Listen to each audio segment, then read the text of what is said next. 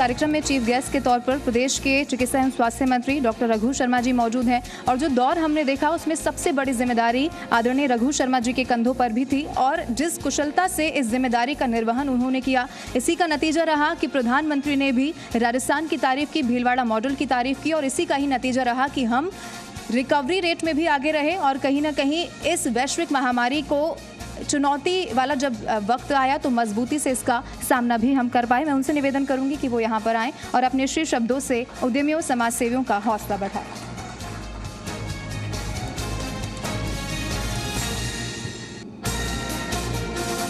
जी news के CEO सम्मानीय पुरुषोत्तम वैष्णव जी, हमारे अजमेर के सांसद सम्मानीय भागीरथ चौधरी जी,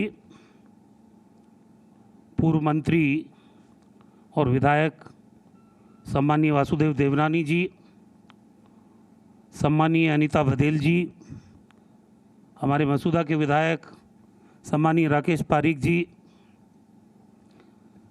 सम्मानीय रामचंद्र चौधरी जी, सम्मानीय डॉक्टर गोपाल बायती जी, डिप्टी मेयर नीरज जैन जी,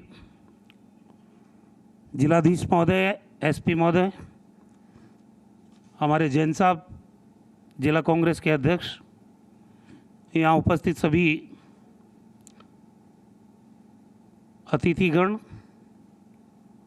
आज बहुत ही तारीफ की बात है ये, जिस ढंग से जी मीडिया ने पूरे प्रदेश के अंदर अलग अलग ज़िलों में इस भीषणतम महामारी के दौर में जिन लोगों ने आगे आकर समाज सेवा का काम किया है, उन लोगों को सम्मानित करने का बीड़ा उठाया और आज ये सम्मान हमारे अपने ज़िले अजमेर में किया गया। 100 साल पहले, करीब 100 साल पहले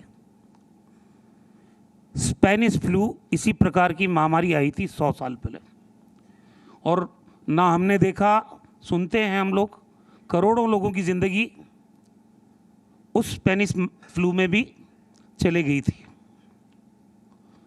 आज के दौर में तो इंफ्रास्ट्रक्चर बहुत है, लेकिन उस दौर में 100 साल पहले की कल्पना महामारी के बारे में, तो जब भी महामारी आती है, कल परसों 11 तारीख थी, ये वुहान से शुरू हुआ इस वायरस का प्रकोप दिसंबर में 2019 में, और हमारे राजस्थान में तो 11 मार्च को आया था ये पहला केस। जब महामारी का दौर आता है तो चाहे देश की सरकार हो, चाहे राज्यों की सरकार हो, चाहे प्रशासन हो हमारा, चाहे हमारे देश की जनता हो, उद्यमी हो, सबको एक टीम भावना के रूप में काम करना पड़ता है, क्योंकि मानवता पे जब खतरा आ जाए तब कोई राजनीतिक बात नहीं होती है। और ये जंग जो लड़ी गई अब तक एक साल से, ये प्रधानमंत्री जी के नेतृत्व में लड़ी गई। राज्यों के मुख्यमंत्रियों से वीडियो कॉन्फ्रेंसेस के माध्यम से बराबर प्रधानमंत्री जी ने भी बात की सबसे, जो अच्छा काम कर रहे थे उनकी तारीफ भी की उन्होंने, संसाधन भी दिए राज्यों को, और यहाँ राजस्थान में भी काम तो सब लोग करते हैं, लेकिन जैसे प्रधानमंत्री जी के नेतृत्व में देश में इस महामारी के खिलाफ हमने लड़ाई लड़ी, वैसे ही प्रदेश में हमारे लोकप्रिय मुख्यमंत्री जी के नेतृत्व में हमने इस लड़ाई को लड़ा।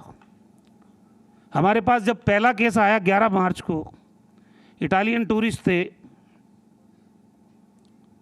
कोरोना पॉजिटिव निकले, टेस्टिंग फैसिलिटी थी नहीं राजस्थान के अंदर, स्वाब लिया गया उनका, पूना भेजा गया, 2 दिन बाद रिजल्ट आया, वायरोलॉजी लैब है पूना के अंदर। अब ये जो भीषणतम महामारी, इंफ्रास्ट्रक्चर अगर नहीं होता इन 10-11 महीने में, क्योंकि लॉकडाउन करना प्रधानमंत्री जी ने भी और हमारे राज्य के मुख्यमंत्री जी ने भी, लॉकडाउन लगाने के पीछे पर्पज़ क्या था कि जो इंफ्रास्ट्रक्चर हमारे पास नहीं है हम लॉकडाउन के माध्यम से लोगों को, अगर उनकी आवाजाही रहेगी, अगर वो भीड़ में एक दूसरे से मिलते रहेंगे, तो पता नहीं कितने लोगों की मौत हो जाएगी। क्योंकि हमारे पास, हमको अंदाज़ा नहीं था कि इस तरह की महामारी आ रही है। इसीलिए लॉकडाउन लगाया कि आप अपने घरों में रहिए, ताकि इस पीरियड का लाभ उठा के जो भी हमारे संसाधन, चाहे देश के हैं, प्रदेश के हैं, उससे हम वो इंफ्रास्ट्रक्चर डेवलप कर सकें, ताकि आम और आवाम की ज़िंदगी पूरे देश में बचाई जा सके। और वही हुआ। इतने कम समय में वैक्सीन बनी, और जिस ढंग से राजस्थान में हमारे मुख्यमंत्री जी ने इस कोरोना का मैनेजमेंट किया, सारे विपक्षी दलों को बुला के बात की गई। मकसद यही था कि राजनीति से ऊपर उठकर लड़ने वाली लड़ाई है। और मुझे खुशी है इस बात की कि सारे जितने जनप्रतिनिधि थे, सारे पॉलिटिकल पार्टी के लोग थे, सब लोगों की भावना भी यही थी। क्योंकि महामारी आइडियोलॉजी नहीं देखती है, महामारी तो महामारी है, कोई आदमी उसका शिकार हो सकता है। उसी भावना से राजस्थान में काम हुआ। और जनप्रतिनिधियों ने जिस ढंग से, चाहे लॉकडाउन की अवधि हो, चाहे लॉकडाउन हटने के बाद की बात हो, जिस ढंग से समर्पण से प्रदेश की जनता को बचाने में अपनी अपनी भूमिका का निर्वहन किया, वो काबिल तारीफ़ है। जब 11 मार्च को एक टेस्ट करने की कैपेसिटी नहीं, उसी दिन संकल्प लिया था कि राजस्थान में हम पर्याप्त टेस्टिंग फैसिलिटी डेवलप करेंगे। और आज मैं कह सकता हूँ कि राजस्थान में 62 जगह पे 70,000 से ज़्यादा टेस्ट हम कर सकते हैं। और ये टेस्ट भी कौन सा, कई तरह के टेस्ट आए, एंटीजन टेस्ट भी आया, रैपिड टेस्टिंग किट भी आई, लेकिन हमने ऑप्ट किया RT-PCR टेस्ट, जो सबसे ज़्यादा विश्वसनीय टेस्ट है। हमने मना भी कर दिया कि इस टेस्ट के अलावा हम दूसरा टेस्ट करेंगे नहीं। और यही फैसिलिटी डेवलप की। 70,000 टेस्ट जो राजस्थान में हो रहे हैं, वो टोटल RT-PCR टेस्ट हो रहे हैं। 2 राज्य हैं पूरे कंट्री में जिन्होंने ये तय किया था कि हम सर्वाधिक विश्वसनीय टेस्ट ही करेंगे। एक तमिलनाडु था और एक राजस्थान था। और जिस ढंग से आज जैसे सम्मान किया, मैं तो पुरुषोत्तम जी की, जी न्यूज़ की, आपकी पूरी टीम की तारीफ करना चाहता हूँ। क्योंकि देवनानी जी बोल रहे थे अभी कि कई लोग ऐसे निकल के आए, दानदाता, भामाशाह,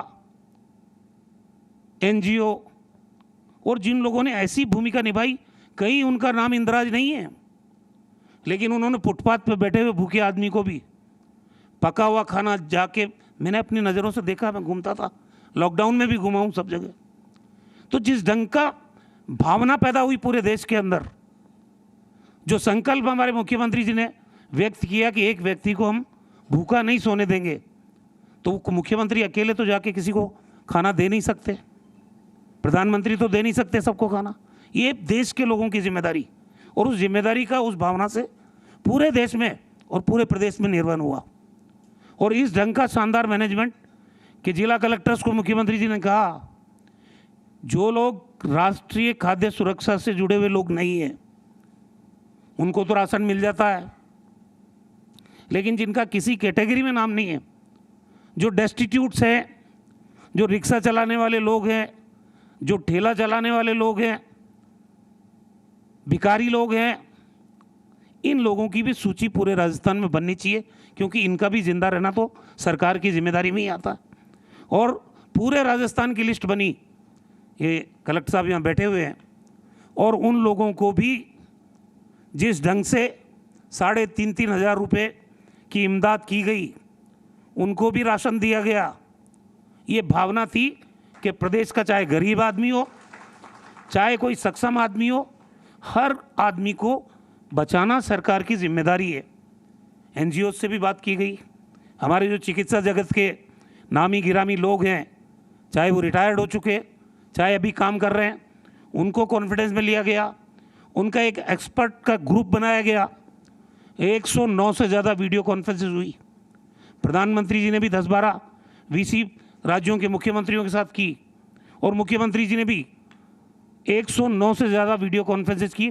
हमारे जनप्रतिनिधियों के साथ जो वीडियो कॉन्फ्रेंस हुई, 21 घंटे चली, वो 2 दिन में निपटी, जिसमें हमारी पूर्व मुख्यमंत्री जी हमारे जितने जनप्रतिनिधि थे सब लोगों को कनेक्ट किया। कोई डिफ़िकल्टी आ रही है, कोई दिक्कत है, और यहाँ राजस्थान में तो विधायक कोष का पैसा जो 2.25 करोड़ हम लोगों को मिलता है, ये फैसला किया गया कि 1 करोड़ रुपया 2 साल तक वो हेल्थ इंफ्रास्ट्रक्चर को मजबूत करने में अपने अपने विधानसभा क्षेत्र में आप दे सकते हो। आज राजस्थान में कोरोना जो महामारी है, इसमें आईसीयू के बेड डेवलप हुए, ऑक्सीजन सपोर्टेड बेड डेवलप हुए, सामान्य बेड डेवलप हुए, हेल्थ इंफ्रास्ट्रक्चर बढ़ा।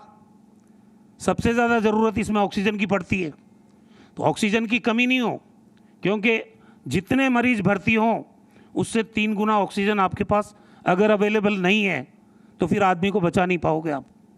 तो ये जो जनरेशन का काम, जनरेशन प्लांट लगे, चाहे हमारे जिला चिकित्सालय में, उप जिला चिकित्सालय में, मेडिकल कॉलेज से जुड़े हुए अस्पतालों के अंदर, पूरे राजस्थान में ऑक्सीजन जनरेशन के प्लांट्स इसी पीरियड में लगे।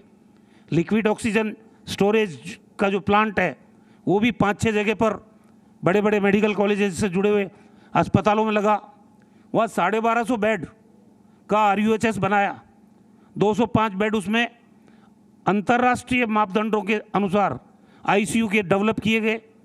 अधिकांश मैं खुद भर्ती रहा, मैं भी कोरोना पॉजिटिव हो गया था, मैं वहाँ भर्ती रहा, बाकी लोग भी, ये राकेश पारिक जी ये भी भर्ती रहे वहाँ पे, बाकी लोग, काफ़ी लोग भर्ती रहे वहाँ। लेकिन जिस ढंग का मैनेजमेंट हुआ राजस्थान के अंदर, मैं इसीलिए प्रधानमंत्री जी उन्होंने तारीफ की और ये भी कहा कि अन्य राज्यों को भी राजस्थान को फॉलो करना चाहिए जिस ढंग के इंतजामात राजस्थान ने किए। अब जैसे करीब 78 लाख पेंशनधारी थे, फाइनेंशियल क्राइसिस तो जब लॉकडाउन होगा, इंडस्ट्रीज़ का शटडाउन होगा, कोई इकोनॉमिक एक्टिविटी चलेगी नहीं, तो फाइनेंशियल क्राइसिस तो देश के सामने भी है और राज्यों के सामने भी था। लेकिन इस दौर में भी 78 लाख पेंशनधारी है, 700 करोड़ रुपए से ज़्यादा हर महीने उनका पेंशन का ये तय किया गया राजस्थान में कि उनको टाइमली उनकी पेंशन मिल जाए ताकि मुसीबत के दौर में वो अपने परिवार का गुजर बसर कर सके। लगातार ये करते रहे, 3-4 महीने तक लॉकडाउन चला। लॉकडाउन से पॉजिटिव केसेस की संख्या में गिरावट भी आई। राजस्थान वो प्रदेश था जहाँ चाहे एक्टिव सर्विलेंस का काम हो, घर घर जाके और लोगों का सर्वे करने का काम, क्योंकि झुंझुनू, आप झुंझुनू में SP थे उस टाइम, फॉरेन से आए 2-3 लोग घर पे ही बैठ गए, पॉजिटिव हो के आए थे। उसके बाद पता चला, अस्पताल में दिखाने गए, तब तक पता नहीं कितने लोगों को संक्रमण फैलाया। फिर active surveillance, passive surveillance, active surveillance घर घर जाके, पैसिव सर्विलेंस अस्पताल में OPD में आने वाले लोगों की, और फिर उसके बाद अगर कोई पॉजिटिव मिल जाए, लार्ज स्केल पे कॉन्टैक्ट ट्रेसिंग का काम हुआ। पहले शुरुआती दौर में इस बीमारी में ILI सिम्टम वाले, जिनको खांसी, जुकाम, बुखार के लक्षण नज़र आते थे, तो उनको आइडेंटिफाई किया जाने लगा। उनके संपर्क में आए उन लोगों को चिन्हित किया। क्यों भीलवाड़ा मॉडल चर्चित हुआ? हमने तो कहा नहीं। क्यों रामगंज मॉडल की चर्चा हो रही? भीलवाड़ा में जब पॉजिटिव केसेस आए तो पूरे भीलवाड़ा जिले की सीमाओं को सील किया गया, कर्फ्यू लगा गया। वहाँ पे कंटेनमेंट जोन बनाया गया, बफर जोन बनाया गया। 6 लाख परिवारों के घर घर जाके स्क्रीनिंग की हेल्थ डिपार्टमेंट के लोगों ने। जो ILI सिम्टम वाले लोग थे उनको ट्रेस किया गया, हॉस्पिटलाइज किया गया, प्राइवेट हॉस्पिटल्स को अधिग्रहित किया गया। ये लंबी कहानी है। मैं अगर आपको पूरा दिन लग जाए कोविड पे बात कर सकता हूँ, क्योंकि मेरा तो पूरा 365 दिन इस महामारी से जूझने में ही लगा। तो इसलिए भीलवाड़ा में 0 आ गया फिगर, फिर रामगंज आ गया। ये जो क्वारंटीन की फैसिलिटी है ये भी लार्ज स्केल पे राजस्थान में की गई। एक ACS additional chief secretary rank की अधिकारी हमारी जो वीनू गुप्ता थी, उनको सिर्फ क्वारंटीन फैसिलिटी के लिए रखा। एक हमारे ACS रैंक के अधिकारी सुबोध अग्रवाल, उनको सिर्फ ये जो माइग्रेंट लेबर है, ये बड़ी संख्या में यहाँ से आया भी, यहाँ से गया भी, समस्याएं बहुत सारी है। आप लोगों ने टीवी पे देखा होगा किस तरह से लाखों की संख्या में जब अचानक लोग आएंगे तो दिक्कत तो होती है। उनको मैनेजमेंट का करने का काम किया। यहाँ SDM की ड्यूटी लगाई कि जिस SDM के हल्के से चाहे माइग्रेंट लेबर गुजरात से आ रहा हो, चाहे किसी अन्य राज्य से आ रहा हो, उसको आप शेल्टर दोगे, सोने की खाने की व्यवस्था करोगे और अपने ट्रांसपोर्ट से उसको अपने डेस्टिनेशन तक पहुंचाओगे। कोई आदमी पैदल नहीं चलना चाहिए राजस्थान में, ये भी व्यवस्था की गई। कुल मिला के जिस ढंग का राजस्थान में मैनेजमेंट हुआ, उसी का परिणाम रहा कि हमारी रिकवरी रेट 98.60% रही। और जो मृत्यु दर थी, क्योंकि एक व्यक्ति भूखा नहीं सोए और एक व्यक्ति की कोरोना से जान जाए नहीं, ये दो संकल्प के साथ हमने यहाँ काम करना शुरू किया। और ये हमारे लिए खुशी की बात है कि राजस्थान में मृत्यु दर भी पूरे कंट्री में 0.86% रही, सबसे कम रही। फिर उसके बाद कोरोना के खिलाफ जन आंदोलन शुरू किया। करीब 1,70,00,000 मास्क स्वायत्त शासन विभाग के साथ जगह जगह बांटे गए। ऊपर से जगह जगह लोगों को जागरूक करने के लिए कि आप मास्क लगाइए, 2 गज की दूरी बना के रखिए, समूह में एकत्रित मत होइए और बार बार साबुन से हाथ धोइए। ये सावधानी आज भी उतनी ही ज़रूरत है इसकी जितनी वैक्सीन आने से पहले थी, क्योंकि मैंने एक्सपर्ट से बात की, जितने देश के नामी गिरामी एक्सपर्ट्स थे उनको वीडियो कॉन्फ्रेंसेस के माध्यम से जोड़ा। उनका भी कहना है कि जो काम वैक्सीन कर सकती है उससे ज़्यादा कारगर ये मास्क है, ये आपको ज़्यादा सुरक्षा देता है। इसलिए मास्क लगाना छोड़ना नहीं है। ये वैक्सीन जो लगाया, पहला डोज लगाया लोगों ने, दूसरा डोज लग रहा है, आज वैक्सीनेशन में भी 25 लाख से पार कर गया राजस्थान का आंकड़ा। पूरे देश में सबसे अच्छा काम वैक्सीनेशन का राजस्थान के अंदर हो रहा है। हमने 3 स्टोरेज के सेंटर्स डेवलप किए जयपुर के अंदर, 7 संभागों पे अलग स्टोरेज के सेंटर डेवलप किए। 34 ज़िले हैं हमारे, रेवेन्यू डिस्ट्रिक्ट 33 है, लेकिन मेडिकल के डिस्ट्रिक्ट 34 है। उन 34 ज़िलों पे स्टोरेज के सेंटर और कोल्ड चेन डेवलप की गई 2444 जगह पे, एक वैन हर जिला मुख्यालय पे, ताकि वैक्सीन की खेप आए और हम PSC CSC तक टाइमली उसको पहुंचा दें। ताकि जो कैटेगरी हमने रखी है, पहली कैटेगरी हमारी थी हेल्थ केयर वर्कर्स की, दूसरी कैटेगरी थी फ्रंटलाइन वर्कर्स की, और जो तीसरी कैटेगरी करो इम्यूनाइजेशन अभी हो रहा है वो है हमारे जो 60 साल से ऊपर के हैं या 45 से 59 साल के बीच में जो कोमोर्बिड लोग हैं, वो तीसरी कैटेगरी है, दूसरी कैटेगरी है। वैक्सीनेशन का काम शानदार चल रहा है। राजस्थान में कोई काम ऐसा नहीं है जो सरकार ने नहीं किया हो। हर काम को बारीकी से हर दूसरे दिन रिव्यू मीटिंग होती है, बार बार नए डिसीजन लिए जाते हैं, क्या छूट देनी है, किस चीज़ को अनुमत करना है। ये सारी चीज़ें आप समय की नज़ाकत को देखते हुए किया गया। अब आज वैक्सीन लग रही है, कई लोगों को फर्स्ट डोज लगी है, कई को सेकंड लगी है। धीरे धीरे आने, क्योंकि 135 करोड़ के देश में हम एक दिन में सबको वैक्सीनेट नहीं कर सकते, समय लगेगा। अब जो कैटेगरी जो मैंने बताई आपको, उनके वैक्सीनेशन का काम कईयों का पहला डोज हो गया, कईयों का दूसरा हो गया, और ये जो फेजेस हैं ये आगे चलते रहेंगे। लेकिन जो खतरे की घंटी है वो भी हमको देखना है। महाराष्ट्र की खबरें आप पढ़ रहे होंगे, एक दिन में 15-15 हज़ार पॉजिटिव केसेस वापस आ रहे, 14,000 केस आ रहे। केरल में वापस केसेज में वृद्धि हुई है, पंजाब में वृद्धि हुई है, हरियाणा में वृद्धि हुई है, गुजरात में वृद्धि हुई है, मध्य प्रदेश में हुई है। ये खतरे के निशान, अभी कोरोना गया नहीं है। इसलिए हम लोग अगर ये सोचें, जिस दिन हमारे मुख्यमंत्री जी ने वैक्सीन लगाई, क्योंकि वैक्सीन को लेके भी कई भ्रांतियाँ थी। 1 तारीख को जब ये 60 साल से ऊपर का दौर चला, प्रधानमंत्री जी ने वैक्सीन लगाई, एम्स जाके लगाई।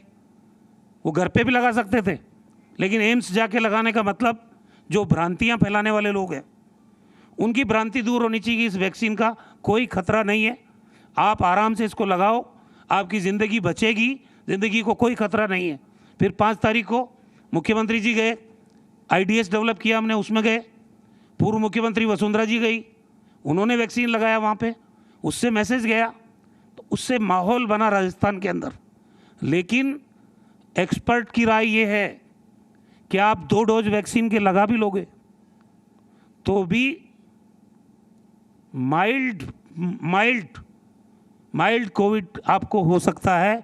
फ़र्क इतना है कि अभी अगर वैक्सीन नहीं लगाया आपने तो आपकी ज़िंदगी को भी खतरा हो सकता है, और अगर वैक्सीन लगा लिया तो फिर जैसे खांसी जुकाम बुखार होती है वैसे वायरल आपको कुछ हो सकता है, लेकिन वो ठीक हो जाता है। आपने डे केयर फैसिलिटी हमने शुरू की, कोविड के जो पोस्ट कोविड के इफ़ेक्ट्स हैं उस पर चर्चा हुई बहुत सारी। आप ठीक भी हो गए, मान लो आपके लंग्स पे असर आ गया, आपकी किडनी पे असर आ गया, पैनक्रियाज पे असर आ गया, जो डायबिटिक नहीं थे उनको डायबिटीज़ हो गई, जिनको ब्लड प्रेशर नहीं था उनको ब्लड प्रेशर हो गया। ये जो आफ्टर इफ़ेक्ट्स हैं इनको एड्रेस करने के लिए भी राजस्थान में पोस्ट कोविड केयर क्लिनिक हमने खोले। दिमाग में किसी के कोरोना हो जाए उस परिवार की दशा क्या होती है, अभी देवनानी जी कह रहे थे, परिवार के लोग परिवार के व्यक्ति को छूने से कतराते हैं, एक कमरे में बंद कर देंगे, ना उससे बात करेंगे, इतना भय का वातावरण था। तो आज मानसिक प्रताड़ना जो इस दौर में रही, उस मानसिक प्रताड़ना को भी काउंसलिंग करके हर जिला मुख्यालय पे मेंटल काउंसलिंग का काम शुरू किया गया। बहुत लंबी कहानी है, मैं ज़्यादा बात नहीं करूँगा। मैं तो इतना कहना चाहता हूँ कि जिन लोगों ने इस महामारी के दौर में अपनी अपनी भूमिका का निर्वहन किया है, समाज के हित में, देश के हित में, आप साधुवाद के पात्र हैं पुरुषोत्तम जी कि आप उनको सम्मानित कर रहे हैं। वो लोग प्रेरित होंगे जिन्होंने कंट्रीब्यूट नहीं किया है, क्योंकि महामारी अभी गई नहीं है। वो लोग प्रेरणा लेंगे और लोग आगे आएंगे। ये समाज सेवा का जो बीड़ा जज्बा है, उस जज्बे को प्रोत्साहित करने का काम आपने किया है। आप बहुत साधुवाद के पात्र हैं। हम सब लोगों को आपने यहाँ बुलाया, मैं आपका बहुत बहुत दिल से आभार व्यक्त करता हूँ। धन्यवाद। जय हिंद।